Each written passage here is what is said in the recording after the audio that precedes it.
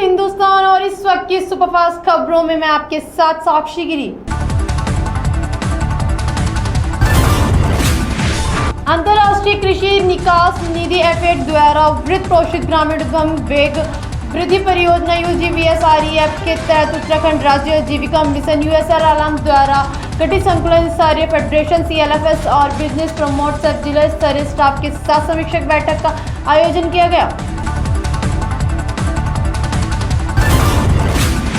बैठक में प्रत्येक CLF के बिजनेस प्रमोट्स ने वर्तमान में चल रही परियोजना की गतिविधि और उनकी प्रगति का प्रस्तुतिकरण दिया।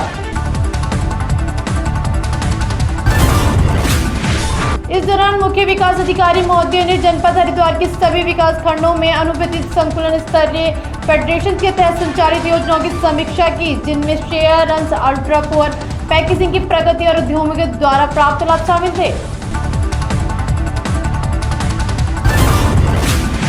मुख्य विकास अधिकारी महोदय ने निर्देशित दिए कि चयनित वैल्यू चेन के आधार पर सभी CLF के एक बिजनेस प्लान तैयार किया जाएगा, जिसमें उनके प्रमुख उत्पादक की ग्रेडिंग, पैकेजिंग और मार्केटिंग पर विशेष ध्यान दिया जाए। इसके अलावा CLF के लिए कार्यालय संग्रह केंद्र स्थापित करने की आवश्यकता पर भी जोर दिया गया, ताकि उद्यमों का सुचारू संचालन सुनिश्चित किया जा सके। उत्तराखंड पुलिस और 14C गृह मंत्रालय ने मिलकर दक्षिण एशिया में सिम कार्ड बेचने वाले सिम कार्टेल का किया भंडाफोड़। उत्तराखंड STF द्वारा अंतर्राष्ट्रीय साइबर अपराधियों को फर्जी सिम कार्ड उपलब्ध कराने वाले एक मास्टरमाइंड साइबर अपराधी को थाना मंगलोर क्षेत्र हरिद्वार से किया गया गिरफ्तार। गिरफ्तार मास्टरमाइंड अभियुक्त द्वारा अब तक 20,000 से ज्यादा सिम कार्ड को एक्टिवेट कर फर्जी तरीके से दक्षिण Asia, Odisha, Thailand, Cambodia, Myanmar आदि देशों के अलावा भारत के कई राज्यों के साइबर ठगों को उपलब्ध कराया गया। पकड़े गए मास्टरमाइंड ने थाना मंगलोर क्षेत्र में घर घर जाकर कई महिलाओं की फर्जी सरकारी स्कीम अथवा कंपनी की ओर से काम का सेट देने का लालच देकर अब उनके आधार कार्ड आदि दस्तावेज पर बायोमेट्रिक मशीन पर अंगूठा निशानी लेकर फर्जी तरीके से हजारों सिम कार्ड को किया गया एक्टिवेट। पकड़े गए मास्टरमाइंड अभियुक्त द्वारा फर्जी तरीके से प्राप्त इन हजारों सिम कार्ड को चाइनीज व कंबोडिया से संचालित व्हाट्सएप OTP ग्रुप से माध्यम से साइबर ठगों को 3 रुपए से लेकर 50 रुपए प्रति OTP के हिसाब से बेचे जा रहे सिम कार्ड। चाइनीज व कंबोडिया से संचालित उक्त व्हाट्सएप OTP ग्रुप के माध्यम से सुदूर विदेशों में बैठे अन्य व्यक्तियों के द्वारा इन भारतीय सिमों व व्हाट्सएप व अन्य एप्लीकेशंस एक्टिवेट कर व्हाट्सएप कॉलिंग कर या इंस्टाग्राम पर मासूम लोगों को अपने जाल में फंसाकर ट्रेडिंग, इन्वेस्टमेंट के नाम पर अन्य लालच देकर पूरे भारतवर्ष में की जा रही थी साइबर ठगी। अभियुक्त के कब्जे से 1816 SIM card, 2 cheque book, 5 mobile phone, 2 biometric device बरामद। पुलिस मुख्यालय में तैनात निरीक्षक अजय सिंह रावत, उप निरीक्षक ऋषि वल्लभ कोठियाल, उप निरीक्षक अर्जुन सिंह एवं आरक्षी चालक निर्देश दिनेश लाल के अधिवक्ता आयु पूर्ण करने के उपरांत सेवानिवृत्त होने के अवसर पर पुलिस मुख्यालय स्थित सभागार में विदाई समारोह आयोजित। समारोह में पुलिस महानिदेशक उत्तराखंड अभिनव कुमार, अमित सिंह, अपर पुलिस महानिदेशक प्रशासन पुलिस दूरसंचार मुरुगेश, अपर पुलिस महानिदेशक CBID अशुमान, अपर पुलिस महानिदेशक अभिसूचना एवं सुरक्षा सहित अन्य पुलिस अधिकारी उपस्थित रहे। पुलिस ने सत्यापन नहीं कराने वाले दुकानदारों, ठेकेदारों को एक मौका सत्यापन कराने को दिया। मुनिगिरेती थाना क्षेत्र अंतर्गत पुलिस की चेतावनी के बावजूद दुकानदार और ठेकेदार अपने कर्मचारियों का पुलिस सत्यापन करने के लिए तैयार नहीं है। दुकानदारों, ठेकेदारों की यह लापरवाही क्षेत्र की सुरक्षा के साथ बड़ा खिलवाड़ है। पुलिस ने सत्यापन नहीं कराने वाले दुकानदारों ठेकेदारों को एक मौका सत्यापन कराने के लिए दिया है,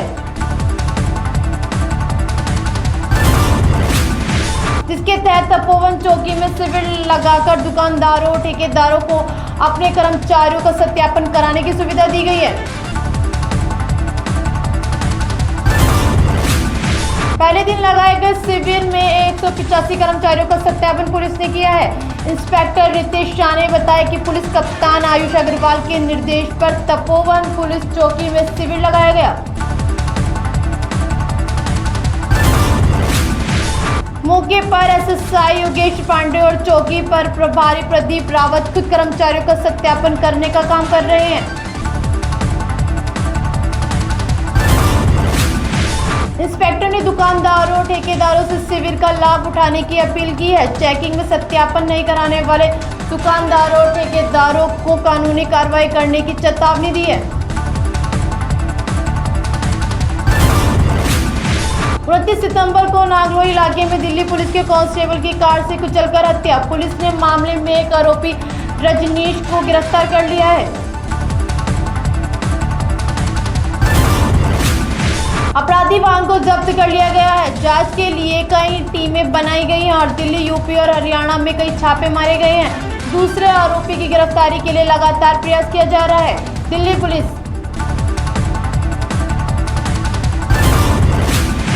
ओलंपिक पदक विजेता मुक्केबाजी मैरी कॉम ने कहा, मुझे बहुत बुरा लग रहा है क्योंकि हम पेरिस ओलंपिक में कोई पदक नहीं जीत सके।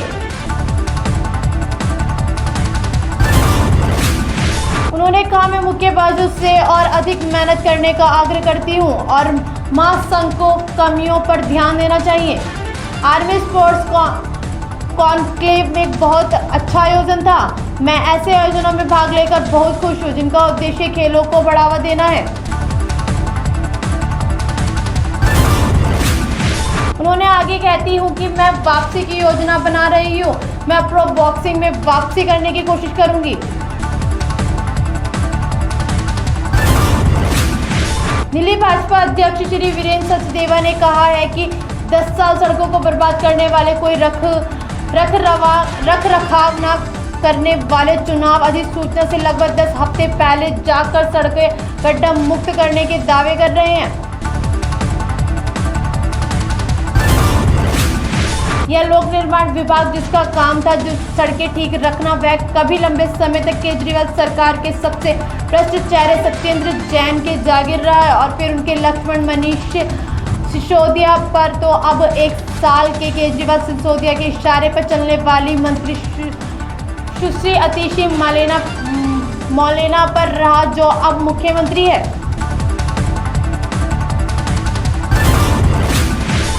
सच तो यह है कि दिल्ली की सड़कों के दिल्ली वालों के 4 बड़े दोषी हैं, केजरीवाल, जैन, सिसोदिया एवं मौलाना, और आगामी विधानसभा चुनाव में दिल्ली वाले इनकी पूरी तरह नकार देंगे।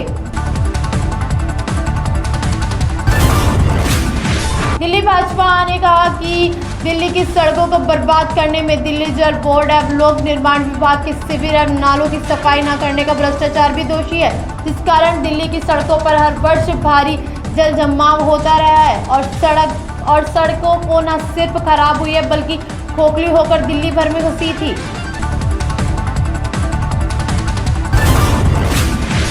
बने रहे खबरों में, देखते रहे न्यूज़ 1 हिंदुस्तान। नमस्कार। आप देख रहे हैं न्यूज़ 1 हिंदुस्तान।